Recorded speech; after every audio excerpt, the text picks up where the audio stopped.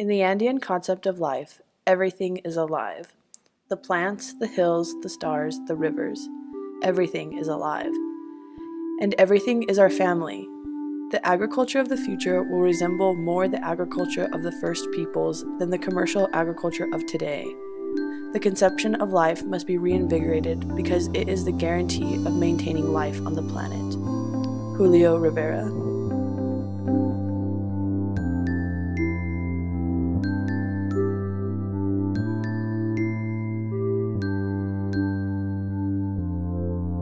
That agriculture is culture. It's where we come from, and it's these stories we heard from our grandmothers, and they were told in the gardens and our, and kind of in the farms and as we work. And those stories are no longer being told. And so, even people who grow up in agrarian families find themselves just a cog in a large agribusiness company, and so they don't really have stories and certain traits and skills. And so really what they are is just kind of losing culture through these techniques and skills. And so that to me is most important thing we do as a company, is really highlight the fact that you can learn these ancient lessons, you can pass them on through your family, and then you can ultimately grow your own food, which is the substance of life. Growing food naturally and getting to eat it is a different experience. I don't know, I just think that our relationship with food can be so much more broad. It's about our connection to the earth, our connection to one another, our connection to food. I just feel like we are in a culture where we're interacting with one another more than we ever have been before, and we're crowded in cities. We're literally living on top of each other, but we don't know our neighbors, and we don't really know the people that we're interacting with. And I think food is it's one thing we all have in common. We all have our own mark on it, or it has its mark on us, rather.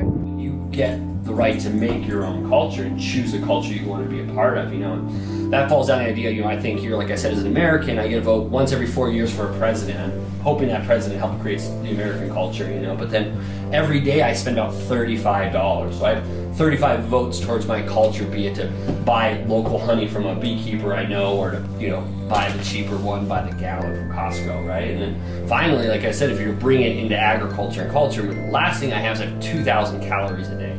So that's my vote, my privilege to make my culture. And so if my culture is to eat local foods and tell the stories of the chickens, of the eggs I'm eating, this is this kind of right and freedom I have, this privilege, but it's also like a necessity. I know by the end of the day that I'm going to have to eat 2,000 calories. So to do that, I can almost create my culture through my diet. Our country is in a time of transition, I think. We're coming to realize that the food that we eat on a daily basis doesn't grow anywhere near where we live, so we're trying to have to kind of revitalize ourselves to work with the land, and that's really what I love doing.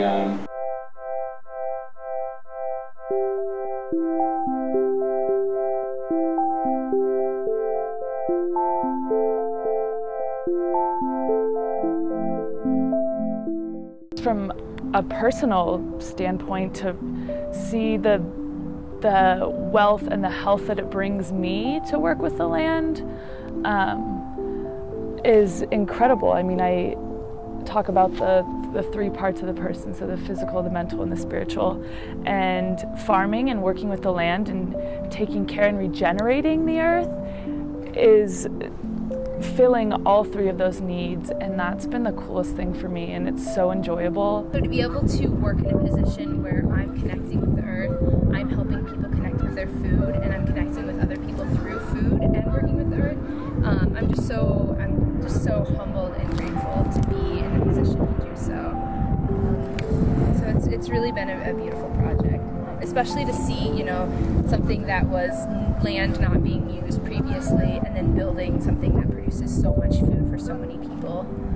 It's really, really an awesome project. So, as a community, we're starting with agriculture, and we come up against the same problem. How could we do this? We can't possibly afford to make food affordable, and we have to survive in the process. So I think that by coming into agriculture by way of, first people, and then waste informs this model, which Future Point can be about anything community development related, but this stuff feels too rich to pass on. Every time you're eating, you're forwarding your life for something. And so you can look at where your life force is coming from, and it's coming from the ground, then it's coming from people, putting work in. I think what's really interesting is that we don't really connect food and what we do very easily, very often. I remember having a really, really sharp realization when I was eating breakfast in Spain one day that the oatmeal that I was eating would become me laughing later, or me having the energy to interact with my friends later. Once I realized that we are all living on this earth together, and that our very life source is this beautiful chunk of land that we are constantly exploiting and damaging and abusing, it kind of shifted my idea of justice and broadened my idea of justice, to realize that to take care of everyone, this is the most radical thing you can do, is to take care of the land which everyone inhabits and all life comes from.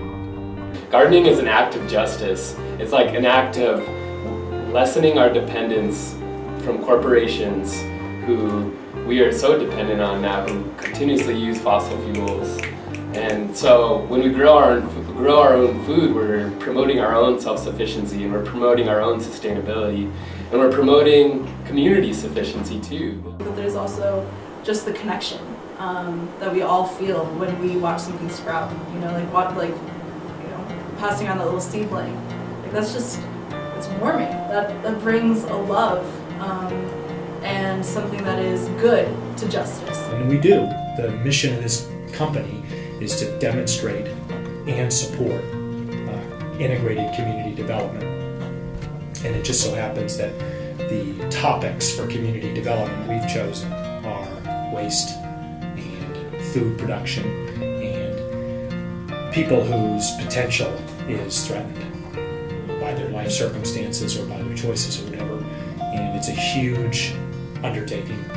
It was very courageous. What I would want to do with my life is also be a farmer. And it's just interesting because I come from a family of professionals, and it's really, really looked down on as a career, sort of you can't support yourself as a farmer. Is sort of what's at least been subconsciously pushed on me. And I think farming and growing food is so human of us.